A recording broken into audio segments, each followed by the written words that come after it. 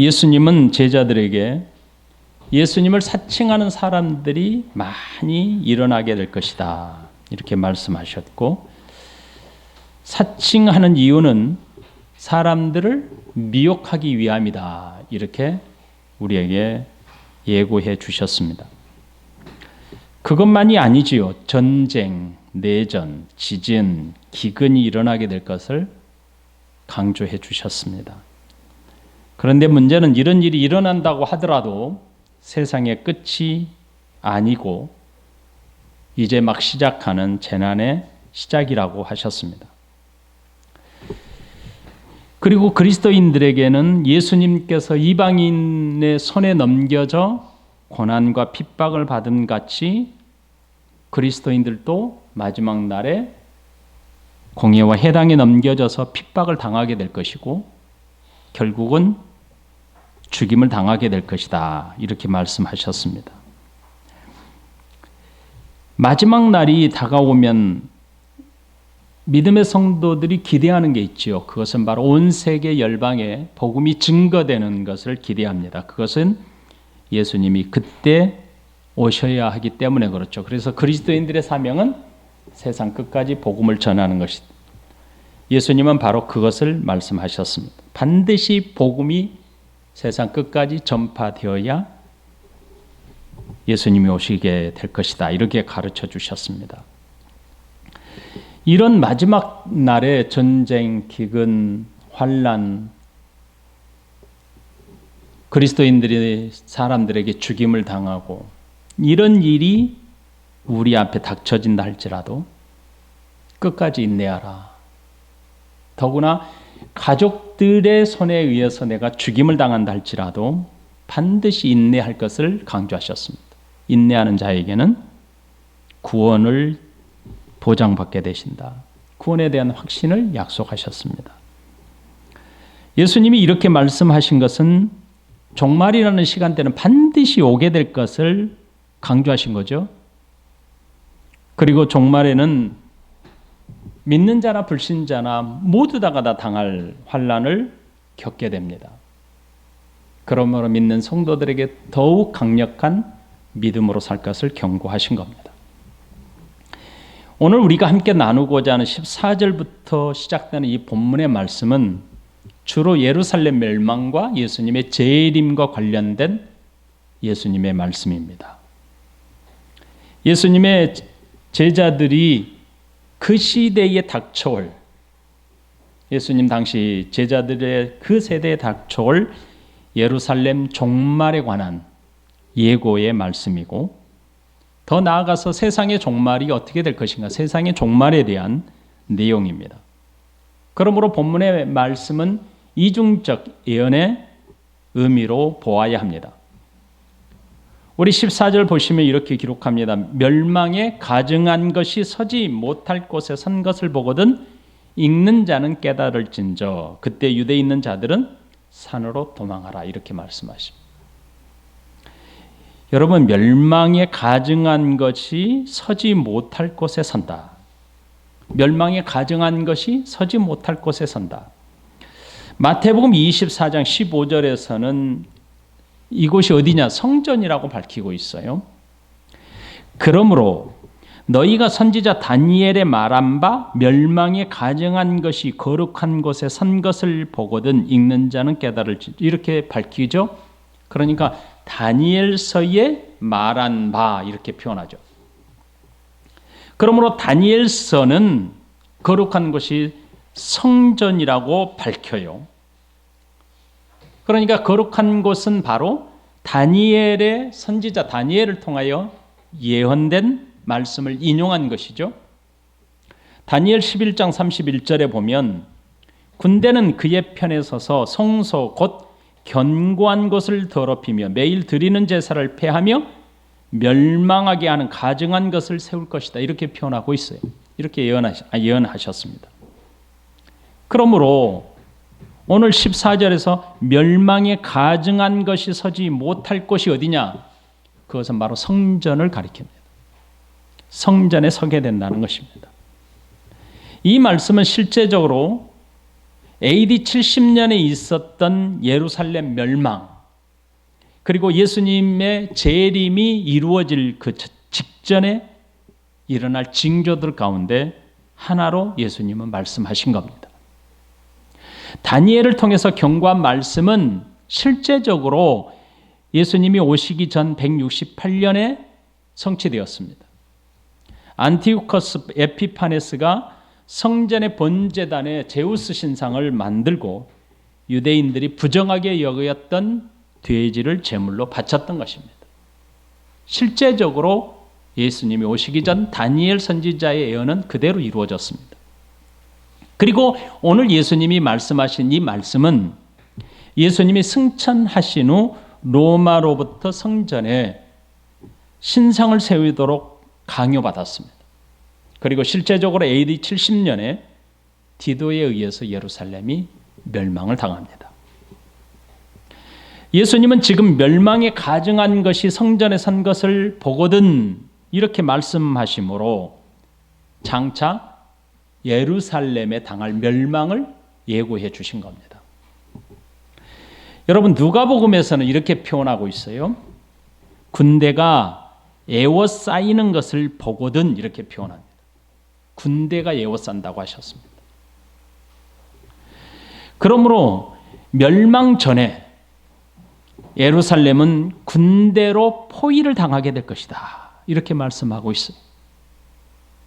누가복음 21장 20절 너희가 예루살렘이 군대들에게 에워싸이는 것을 보거든 그 멸망이 가까운 줄을 알라 이렇게 표현합니다.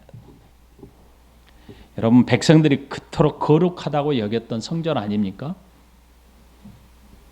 그런데 그 성전에 가증한 것이 세워지게 될 것이다.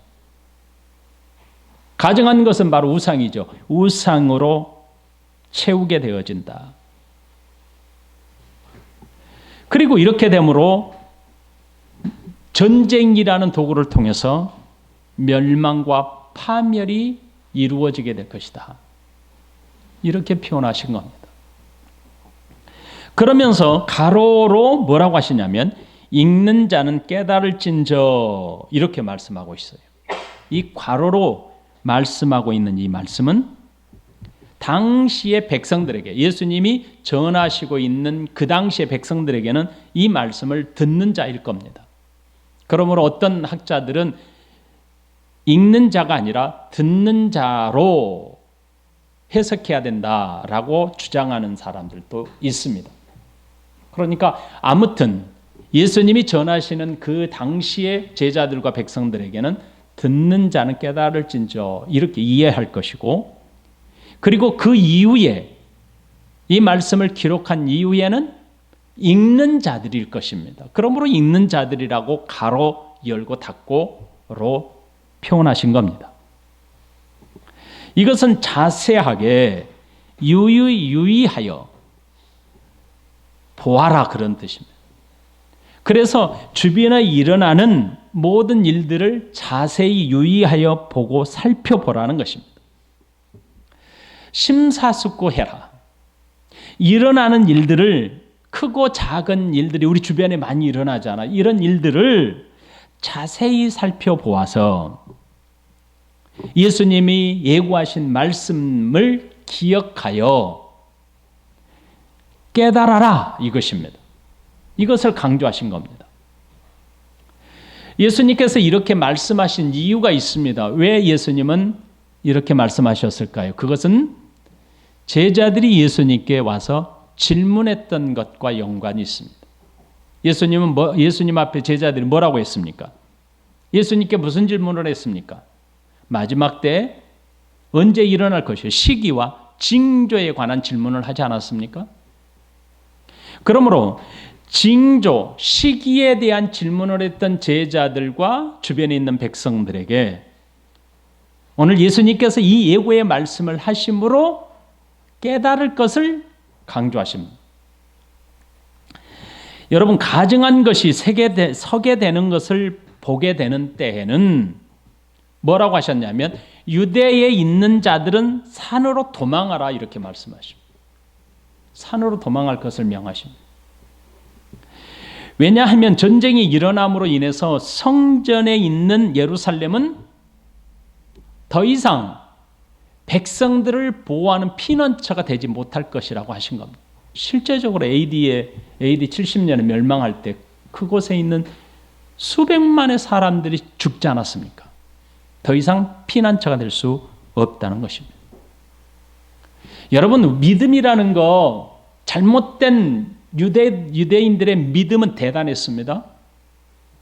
성전이 있는 곳은 안전하다고 생각했어요. 그것이 우리의 피난처라고 생각했습니다. 그래서 유대 사람들은 성전인 예루살렘 성 안에 있는 것이 저들의 피난처라고 생각했던 삶을 살았습니다. 왜 그렇습니까? 예루살렘 성은 하나님의 도성으로 여겼거든요. 하나님의 성으로 여겼기 때문에 그것은 결단코 무너지지 않을 것이라는 굳건한 믿음으로 살았습니다. 그렇게 거룩한 곳인데 이것이 무너진다고 도저히 생각할 수 없기 때문에 저들은 그것을 피난처로 삼았던 것입니다. 하지만 예수님이 뭐라고 하셨냐면, 군대가 에워싸는 것을 보게 되고 가증한 것이 서게 될 때는 너희들은 어디로 도망가라고 했냐면, 저들이 생각하는 피난처는 예루살렘 성전 아닙니까? 있는 성. 그곳으로 들어가지 말라는 것입니다. 저들의 생각과 완전히 반대되는 말씀을 하십니다.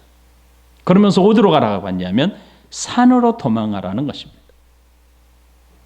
이것은 예수님께서 예루살렘 성전이 더 이상 백성들에게 피난처가 될 수 없다는 것을 말씀하고 있는 겁니다. 도망하라고 하는 말씀은 성전을 피하여 도망하라, 그러니까 결국은 신앙에서 멀리 떠나라, 이런 의미로 해석할 수가 없습니다. 그런 의미가 아닙니다. 그들이 거룩한 곳이라고 여겼던 성전은 이미 하나님의 손에서 떠났습니다. 하나님이 이미 그 성전을 버렸습니다. 예수님이 지금까지 말씀하신 말씀을 보세요. 그들에게는 더 이상 하나님의 성전이 될 수 없는 장소였습니다. 왜 그렇습니까? 그들은 하나님의 집이라고 여기는 그것을 뭘로 만들어 버렸습니까? 도적의 구렬로 만들지 않았습니까? 그러므로 하나님의 집이 아닙니다. 이것은 사람들의 종교적 행위만 남아있는 사람의 집일 뿐입니다.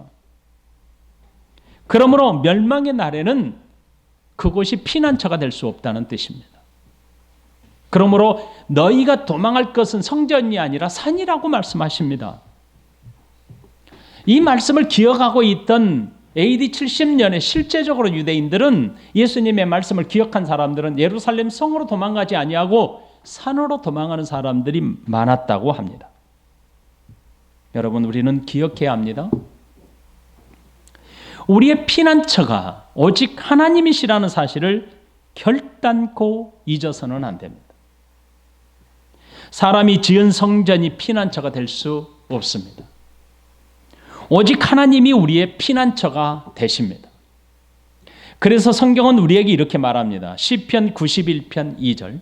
나는 여호와를 향하여 말하기를 그는 나의 피난처요 나의 요새요 내가 의뢰하는 하나님이라 하리니. 성경에는 하나님이 우리의 피난처요 도우실 힘이라는 사실을 너무나 많은 곳에서 강조해 주고 있습니다. 여러분, 마지막 때는요, 가증한 것이 하나님을 대신하게 될 것입니다. 적그리스도가 나타날 것입니다. 그리고 모든 백성들에게 하나님을 대신해서 자신에게 경배하도록 강요하는 일이 일어나게 될 것입니다. 그게 정치적이고 경제적이고 모든 것을 통합한, 종교, 정치, 경제를 통합한 적그리스도가 나타나서 온 백성들에게 자신을 숭배하도록 강요하는 일이 나타나게 될 것입니다. 요한계시록 13장 14절부터 15절에 이렇게 말합니다. 짐승 앞에서 받은 바 이적을 행함으로 땅에 거하는 자들을 미혹하며 땅에 거하는 자들에게 이르기를 칼에 상하였다가 살아난 짐승을 위하여 우상을 만들라 하더라. 그가 권세를 받아 그 짐승의 우상에게 생기를 주어 그 짐승의 우상으로 말하게 하고 또 짐승의 우상에게 경배하지 아니하는 자는 몇이든지 다 죽이게 하더라. 이렇게 표현합니다. 여러분, 가증한 것이 서고 온 백성들에게 미혹하는 일이 벌어질 때 무서운 일이 벌어진다는 사실을 우리 그리스도인들은 미리 예견하여 준비해야 합니다. 그때는 우리가 종교적인 신념을 가지고 있었던 잘못된 신앙이 우리의 힘이 아닙니다. 하나님이 우리의 힘이 되셔야 합니다. 하나님이 우리의 피난처가 되셔야 합니다. 우리의 피난처는 하나님이 되심을 반드시 잊지 마시기 바랍니다. 결단코 놓쳐서는 안 됩니다. 그래서 15절, 16절에 예수님이 이렇게 말씀하십니다. 지붕 위에 있는 자는 내려가지도 말고 집에 있는 무엇을 가지러 들어가지도 말며 밭에 있는 자는 겉옷을 가지러 뒤로 돌이키지 말지어다 이렇게 표현합니다. 여러분, 마지막에 있는 큰 환난은 우리가 도망갈 곳이 없다는 뜻입니다. 너무나 긴급하고 급하게 이루어진다는 뜻입니다. 다가오는 환난은 사람이 조금 더 지체할 시간이 없이 주어지게 될 것입니다. 예수님의 이런 말씀들이 우리 눈앞에 그대로 다 이루어지고 있지 않습니까? 여러분 보세요. TV에 생중계로 방영되는 이스라엘과 하마스의 지금 세상에 그 미사일을 5,000발을 쏟아부었고 2,000발을 쏟아부었다. 살아남을 자가 있겠습니까, 여러분? 도망할 길이 어디 있어요? 포탄이 떨어지는데 집안에 들어가서 뭘 가져올 생각을 어찌 할 수 있겠습니까? 평평한 지붕이라는 것, 지붕 위에 있는 자 내려가지 말라. 지붕 위에 올라가서 사람들은 팔레스타인의 지붕은 다 평평해서 그곳에 기도하거나 곡식을 말리거나 심지어 잠을 자기도 합니다. 그리고 그곳은 외부로 계단이 되어 있어서 집 안으로 내려가지 않고 바로 외부로 나갈 수 있는 계단이 있다고 합니다. 그러니까 집으로 내려가지 말라는 뜻입니다. 집으로 내려가서 뭔가를 가지고 나오지 말라는 뜻입니다. 그럴 시간이 없다는 겁니다. 집에 들어가지 말고 밭에 있던 자도 겉옷을 가지러 집으로 달려가지 말고. 여러분, 겉옷은 여행객에는 반드시 필요하다고 그랬죠. 팔레스타인 지방에. 겉옷이 없으면 얼어 죽을 수 있어요, 저녁에. 그런데 그것조차도 가지고 갈 시간이 없다는 겁니다. 그리고 뭐라고 하셨습니까? 뒤돌아보지도 말고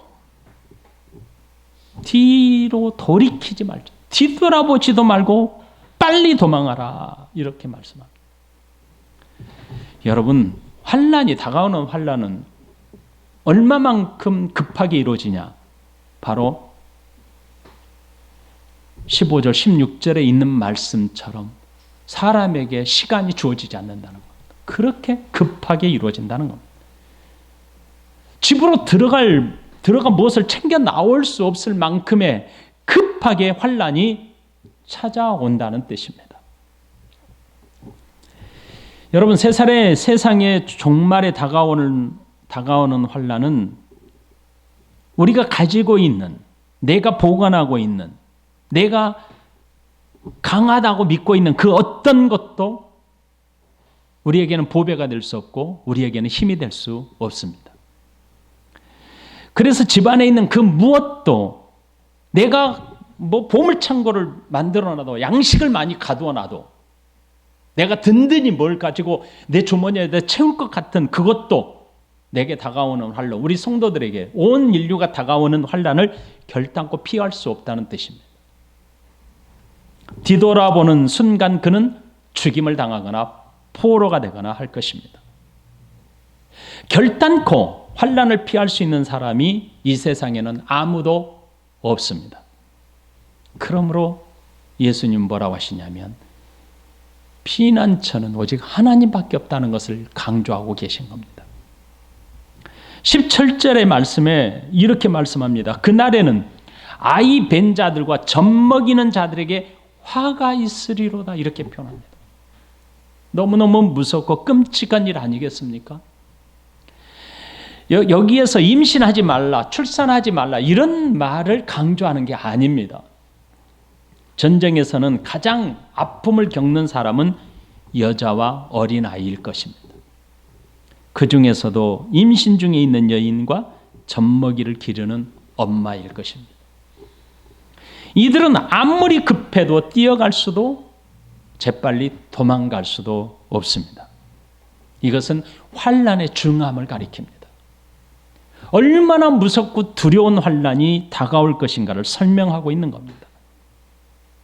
종말에 다가오는 그때는 심히 무섭고 두려운 날이 될 것입니다. 예수님은 그날에 있을 심각한 환난에 대해 화가 있으리라 이렇게 표현하고 있습니다. 17절. 그날에는 아이벤 자들과 젖먹이는 자들에게 화가 있으리로다. 이 화가 있으리로다 이런 표현들은 백성들의 죄악을 심판하거나 재앙을 선포하거나 경고하거나 심히 애통함을 담기 위해서 표현한 극심한 슬픔을 가리킵니다. 18절에 이렇게 말씀합니다. 이 일이 겨울에 일어나지 않도록 기도하라. 여러분, 지금 예수님께서 지속해서 말씀하고 있는 내용이 무엇입니까? 급하고 무섭고 두려운 날이 임할 거라는 겁니다. 가장 극한 상황 속에 지금 말씀하고 있는 겁니다. 여기서도 겨울에 일어나지 않도록, 겨울이라는 극한 상황을 예수님은 표현하신 겁니다.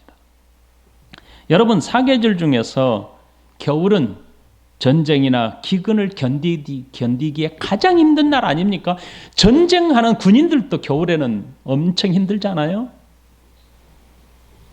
그런데 그 겨울에 엄청난 환난이 임하게 될 경우 사람들이 겪는 고통은 헤아리기 어렵다는 뜻입니다. 예수님은 사람들이 견디기 어려운 환난을 막게 될 때를 위해서 뭐 하라고 하시냐면 기도하라라고 표현하십니다. 예수님께서 구체적으로 일어날 일들을 쭉 말씀하시고 기도할 것을 명하셨습니다. 예수님의 말씀을 믿는 사람들은 예수님의 명령에 순종해서 기도하게 될 것입니다.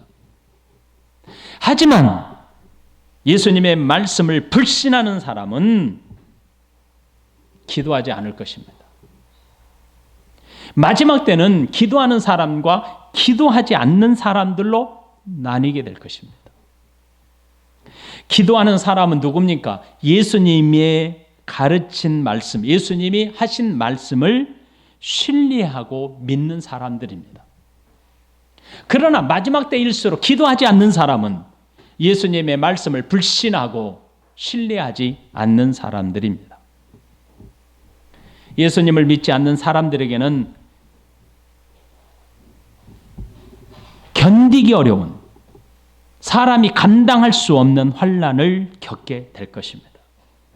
그러므로 우리 그리스도인들에게 예수님이 말씀합니다. 극심한 환난이 다가오기에 기도하라 이렇게 명령하셨습니다. 그 극한 환난이 얼마나 큰지 예수님은 이어서 이렇게 말씀합니다.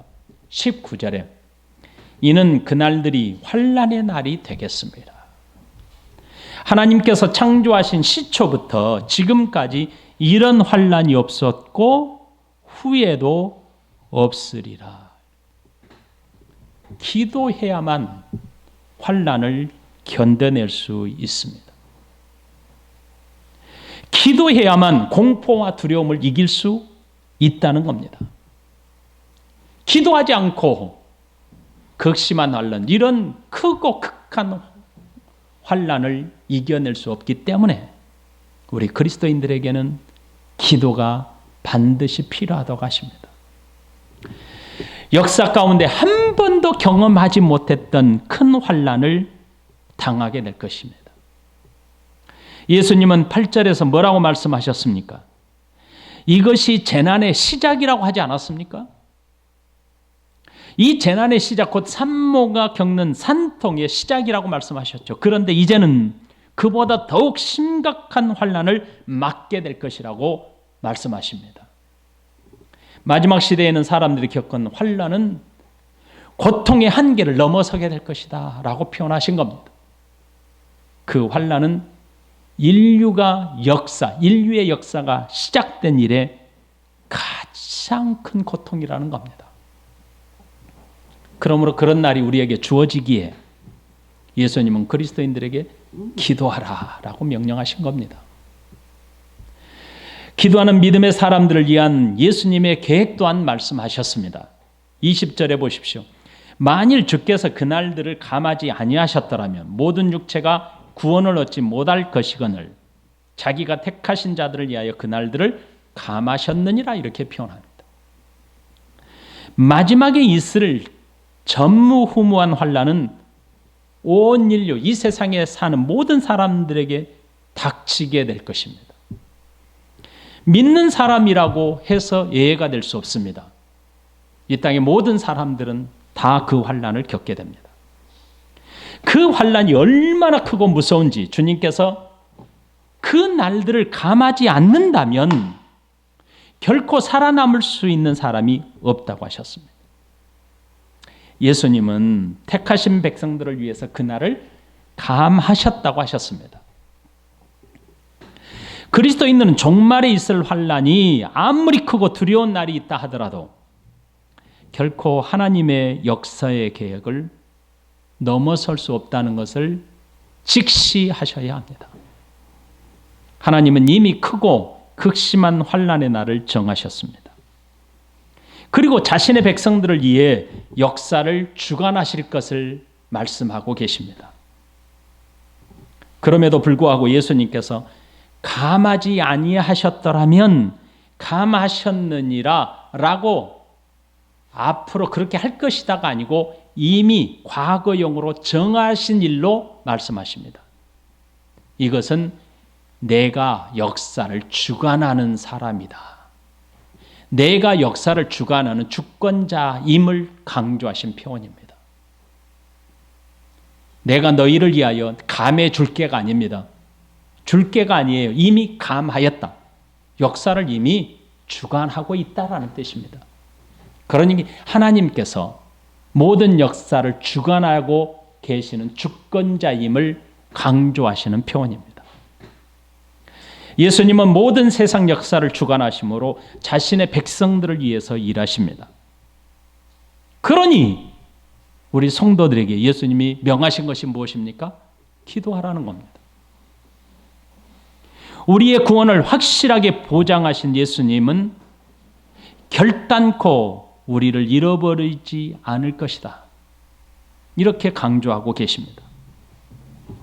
비록 이 세상의 역사 가운데 전무후무한 크고 두려운 환난이 있게 되겠지만 하나님이 택하신 자신의 백성들의 구원은 하나님 자신이 붙드실 것이다. 이렇게 표현하신 겁니다. 그러므로 사랑하는 믿음의 성도들은 마지막 날에 사는 우리 모두는 하나님을 신뢰하셔야 합니다. 하나님을 우리의 피난처로 삼아야 합니다. 그러므로 기도하는 자녀로 살아야 합니다. 하나님의 백성들에게 마지막 때에 있을 환난과 비교할 수 있는 또 하나의 내용이 있습니다. 그것은 21절부터 22절 거짓 그리스도들과 거짓 선지자들입니다. 이들의 출현이 바로 마지막 환난 날에 있을 또 하나의 징조입니다. 21절 22절 그때 어떤 사람이 너희에게 말하되 보라 그리스도가 여기 있다 보라 저기 있다 하여도 믿지 말라. 거짓 그리스도들과 거짓 선지자들이 일어나서 이적과 기사를 행하여 할 수만 있으면 택하신 자들을 미혹하려 하리라. 6절에서 뭐라고 했습니까? 많은 사람이 내 이름으로 와서 이르되 내가 그라하여 많은 사람을 미혹하리라 하지 않았습니까? 그렇죠? 내가 그리스도라고 사칭하는 사람들이 많이 일어나게 될 것을 오늘 21절, 22절은 반복해서 강조하신 겁니다. 그런데 그들은 이적과 기사, 표적들, 놀라운 기적들을 일으킨다고 하십니다. 그러므로 기적과 이적들을 보게 되면 사람들이 미혹당할 거라는 거예요. 눈먼 자들이 눈을 뜨고 병든 자들이 고쳐짐을 당하고 천지개벽과 같은 일들이 일어나면 아, 저 사람이 우리의 메시아다라고 생각하고 그들을 따라갈 것이라는 겁니다. 데살로니가 후서 2장 8절 12절 그때 불법한 자가 나타나니니 주 예수께서 그 입의 기운으로 그를 죽이시고 강림하여 나타나심으로 패하시리라. 악한 자의 나타남은 사탄의 활동을 따라 모든 능력과, 여러분 보세요, 사탄의 활동을 따라 모든 능력과 표적과 거짓 기적과 불의와 모든 속임으로 멸망하는 자들에게 있으리니. 기가 막힌 것 아닙니까, 여러분? 교회만 기적과 이적이 나타난다고 착각하지 말기를 바랍니다. 기적과 이적이 일어난다고 거기가 하나님이 사랑하는 교회다 착각하지 말기를 바랍니다. 기적과 이적보다 뭘 받아야 합니까? 뭘 붙들어야 합니까? 말씀을 붙들어야 합니다. 그러므로 모든 능력과 표적과 거짓 기적과 불의와 모든 속임으로 멸망하는 자들에게 있으리니 이는 그들이, 따라합시다, 진리의 사랑을 받지 아니하여 구원함을 받지 못함이라. 뭐라고요? 이는 그들이 뭘 받지 못한다고요? 진리의 사랑을 받지 못한다. 그러므로 기적과 이적, 표적 이런 게 중요한 게 아니고 진리라는 거예요. 진리, 말씀이라는 거예요. 여러분, 왜 이 말씀을 붙들면서도 사람들은 기적과 이적 그러면 뿅 갈까요? 오늘날도 기적, 이적을 추구하는 교회는 사람들이 물밀처럼 몰려가잖아요. 왜 그럴까요? 미혹당해서 그런 거예요. 미혹당해서. 이러므로 하나님이 미혹의 역사를 그들에게 보내사 거짓 것을 믿게 하시면 진리를 믿지 않고, 여기서도 그러잖아요. 진리를 믿지 않는다는 거잖아요. 불의를 좋아하는 모든 자들로 하여금 심판을 받게 하려 함이라. 마지막 날에 그들을 다 모아서 어디로 갑니까? 심판의 자리로 인도하신다는 거예요. 여러분, 진리를 믿지 않는 사람들은 기적과 이적을, 표적을 추구합니다. 예수님 당시에도 그러지 않았습니까? 유대인들은 뭘 구했습니까? 예수님의 말씀을 믿지 않았어요. 표적과 이적을 구했어요. 요나의 표적을 구했습니다. 여기 앉아있는 여러분, 우리 교회는 목사가 기도해도 병이 안 나아요.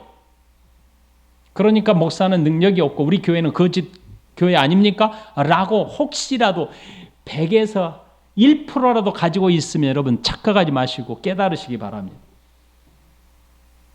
말씀이 바로 선포하는 곳에 하나님이 계시는 곳이에요. 사기꾼들의 특징이 무엇입니까? 온갖 그럴듯한 말로 사람을 속이는 것 아닙니까? 그리스도를 사칭한 사람들은 모두 다 사기꾼들 아닙니까? 그런데 그들이 사용하는 방법은 수단과 방법을 총동원한다는 겁니다. 어떻게 해서든지 사람들을 미혹하여 넘어지게 하는 것에 있다는 겁니다. 미혹한다는 것은 진리에서 벗어나게 한다는 것 아닙니까? 그들은 택함을 받는 자녀들에게까지도 진리에서 넘어져서 옳은 길이 무엇인지를 분별하지 못하도록 하고 넘어지게 해서 그 길에서 벗어나게 할 것이라 라고 예수님은 경고하신 겁니다. 그러므로 그리스도인들은 뭐 하라? 그들을 믿지 말라라고 말씀하십니다. 여기 있다 저기 있다 믿지 말라. 우리가 믿어야 될 것은 무엇입니까? 예수님의 말씀 아닙니까? 예수님께서 믿지 말라고 하는데 왜 믿으십니까, 여러분?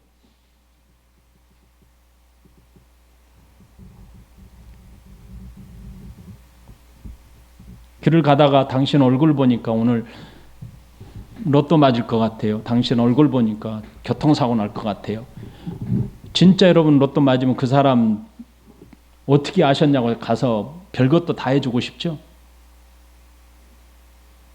점쟁이를 차라리 찾아가서 엎드려 절하시는 게 낫지 않겠어요? 여러분, 진리에서 벗어나는 사람들이 추구하는 것은 눈에 보이는 것, 현상들이에요. 예수님께서 승천하신 후 천사들을 통해서 분명하게 이렇게 말씀하셨어요. 여기 있다 저기 있다 믿지 말아야 할 이유가 여기 있습니다. 사도행전 1장 9절로 11절. 이 말씀을 마치시고 그들이 보는데 올려져 가시니 구름이 그를 가리어 보이지 않게 하더라. 올라가실 때 제자들이 자세히 하늘을 쳐다보고 있는데 흰옷 입은 두 사람이 그들 곁에 서서 이르되 갈릴리 사람들아 어찌하여 서서 하늘을 쳐다보느냐. 너희 가운데서 하늘로 올리어지신 이 예수는 하늘로 가심을 본 그대로 오시리라 하였느니라. 여러분, 오늘 마가복음 13장 26절 보세요. 그때 인자가 구름을 타고 큰 권능과 영광으로 오는 것을 사람들이 보리라 이렇게 말씀하십니다. 내가 그리스도다. 그리스도가 저기 있다. 이적과 기적과 표적을 행하니까 우리나라에 그리스도가 너무나 많잖아요.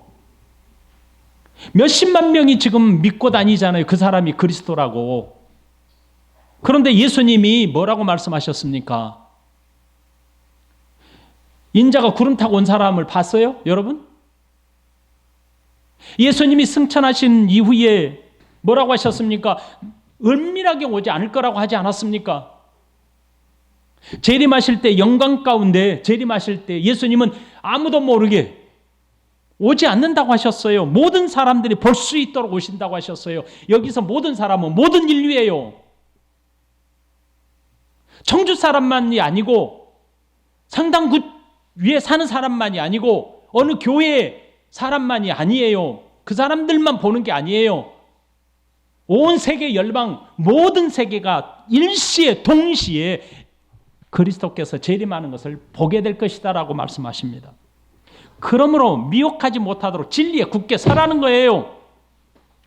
더군다나 극한 환난 시기에 많은 사람들이 믿음이 막 흔들릴 것 아닙니까? 두려움과 공포 속에 있을 것 아닙니까? 그런데 그런 자들이 나타나서 그런 공포와 두려움에 휩싸인 자들을 미혹하기 위하여 표적과 이적을 행하는 겁니다. 내가 너희를 구원할 자라고 호도하는 겁니다. 사기치는 거예요. 이 사람들을 종교적 사기꾼이라고 하지 않습니까? 거짓말로 사람들을 미혹하는 자들이 많이 일어나게 되는 것은 예수님의 재림이 가까웠다는 사실을 꼭 기억하시기 바랍니다. 지금 전쟁, 기근, 자연 환경의 파괴 이런 현상들이 그냥 있는 게 아니고 점점 빈도가 더 높아질 것이고 더 강해질 것이고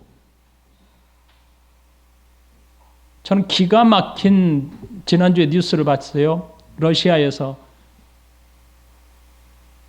영구적으로 핵폭탄이 우리 머리 위에 돌아다닌다는 거예요. 이게 한없이 인공위성처럼 이건 레이더에 잡히지도 않는 그걸 개발했다는 거죠. 그래서 돌아다니다가 원하는 곳에 떨어뜨린다는 것이죠. 이런 지금 세상에 살고 있어요. 얼마나 무서운 일이 벌어질지 우리는 예측 불가능하잖아요. 지금 사실 얼마만큼의 살상 무기가 전 세계에 보유하고 있는지 가늠하기 힘들어요. 이런 일들은 재림이 가까이 오고 있다는 사실입니다. 그래서 예수님은 이렇게 다시 당부하십니다. 23절 다 같이 읽어봅니다. 23절 시작. 너희는 삼가라. 내가 모든 일을 너희에게 미리 말하였노라. 예수님은 주의할 것을 다시 당부하십니다. 다가오는 종말에 대한 예수님의 말씀을 마음에 새기고 일어나는 크고 작은 일들을 주의하여 깊이 살펴봐라. 그래서 조심하라고 말씀하십니다. 사람의 말에 속지 말라. 아무도 너희를 미혹하지 못하게 하라. 그리고 기도하라. 이렇게 말씀하십니다. 여기에서 예수님이 미리 말하였다라고 하는 것은 내가 사전에 일어날 일을 미리 너희에게 다 말하였다. 그런 뜻입니다. 예수님께서 이렇게 당시 당부하신 이유가 있습니다. 그만큼 종말에 일어날 일들이 크고 두렵기 때문입니다. 그리스도인들이 구원의 확신을 갖고 사는 것이 그만큼 중요하기 때문입니다. 여러분, 모든 역사의 주인은 하나님이십니다. 역사의 주권을 가지고 계신 하나님께서 행하실 모든 일들을 미리 예고하셨기에 내가 사는 이 세상에서 내가 지금 당하는 모든 일들을 유의하여 조심히 살펴봐라. 이렇게 말씀하신 겁니다. 오늘날 사는 우리들이 다음과 같은 일들에 주의 깊게 살펴야 될 것입니다. 첫째는 종말에는 사기꾼들이 많이 일어나게 될 것입니다. 예수님의 이름을 사칭하는 자들이 많이 일어나게 될 것입니다. 기적과 이적을 통해서 미혹하게 될 것입니다. 여러분, 실제적으로 여러분 암에 걸린 사람들이 똥물을 팔아도 사 먹어요. 무엇 때문입니까? 죽음의 공포를 넘어서기 위해서. 혹이라도 그거 마시면 이 사람 말이 혹시라도 해서 마시는 것 아닙니까? 이 세상에 극심한 공포와 두려움이 엄습하여 올 때 이런 사기꾼들이 일어나서 여러분들을 미혹하게 될 것입니다. 두 번째로는 말할 수 없는 고난과 환난을 당하게 될 것입니다. 그리스도인이라는 이유만으로도 죽음에 이르는 고난을 받게 될 것입니다. 이 세상에 피할 곳은 아무것도 없습니다. 예수님께서 산으로 도망하라고 해서 산으로 도망하여 산다는 뜻이 아니에요. 이것은 무엇을 강조한다고요? 너희가 피할 곳은 성전, 성전보다 저들에게는 가장 안전한 곳은 없어요, 사실은. 그런데 산으로 도망하라는 것은 이 세상에는 피할 피난처가 없다는 뜻 아니겠습니까?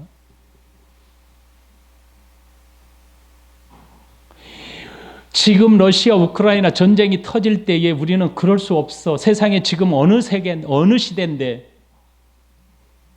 이런 시대에 이렇게 발달된 시대에서 전쟁이 일어난다고, 다 죽는 전쟁이 일어난다고 우리는 다 의심했어요.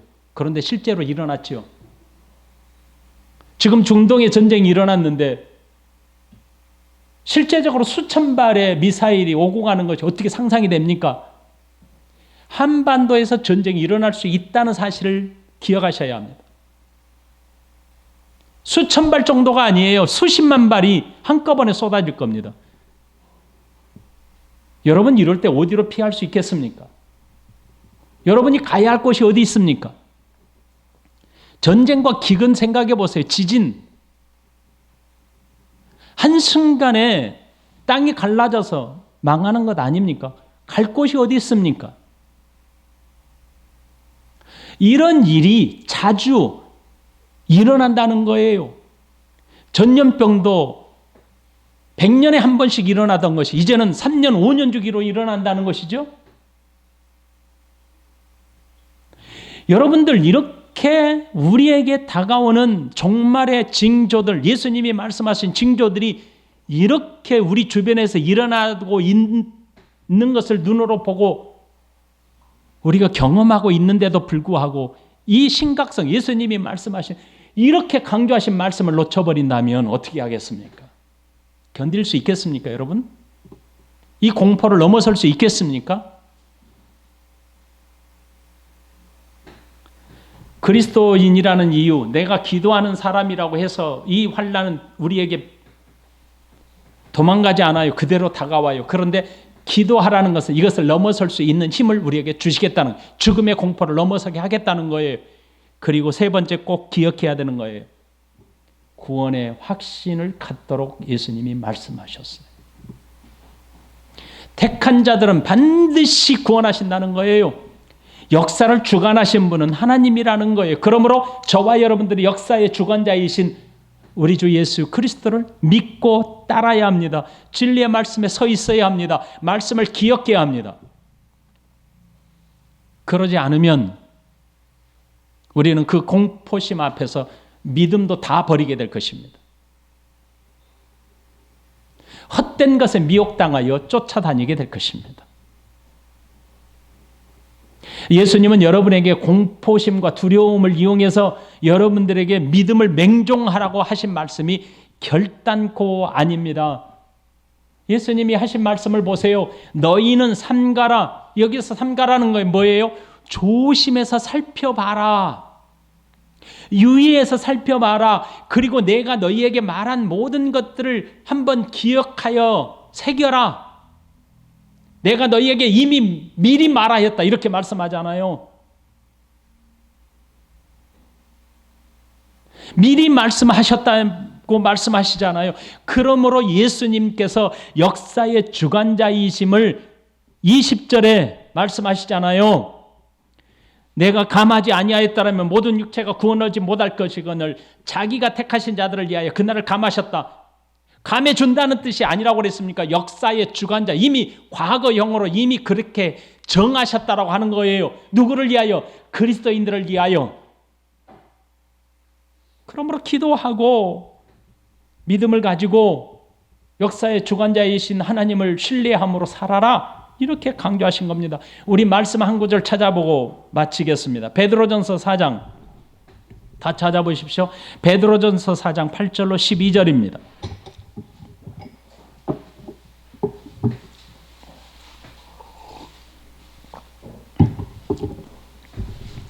베드로전서 4장 8절로 12절 다 같이 읽겠습니다.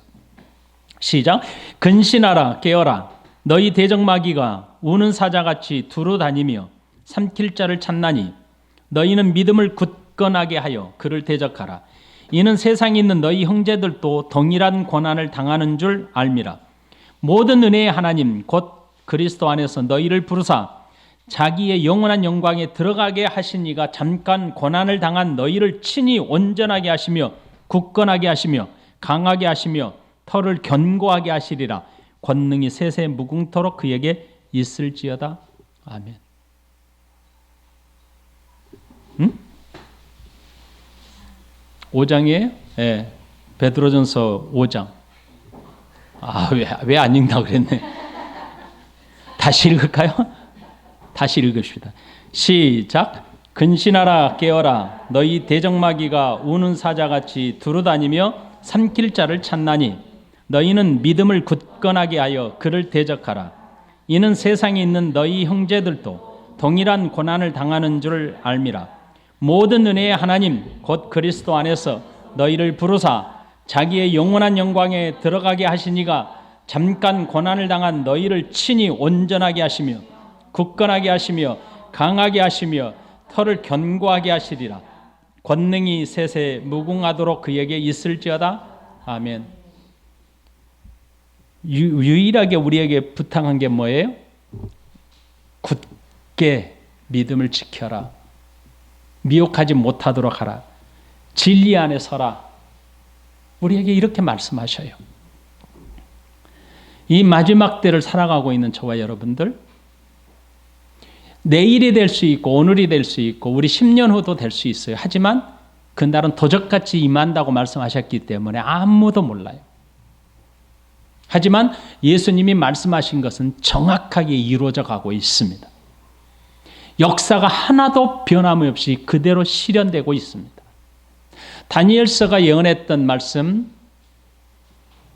예수님이 오시기 전 168년에 이루어졌고 예수님이 하신 말씀은 AD 70년에 그대로 이루어졌고 이제 남은 것은 그리스도의 재림밖에 없습니다. 이 말씀이 그대로 성취되어 가고 있습니다. 우리는 이 말씀을 굳게 믿고 확신을 가지고 살아야 합니다. 많은 사기꾼이 일어나겠지만 미혹하지 못하도록 진리에 서 있어야 합니다. 다가오는 환난과 고난은 극심하게 우리가 넘어설 수 없는 공포가 주어지겠지만 기도하는 사람, 예수님의 말씀을 믿는 사람들은 능히 이기도록 우리를 인도해 가십니다. 그날을 감하셨다고 하셨습니다. 역사를 주관하시는 분, 우리를 택하신 자들을 붙드시는 분, 그러므로 신뢰하시고 믿고 기도하시며 사시기 바랍니다. 우리 다 같이 찬송하십시다.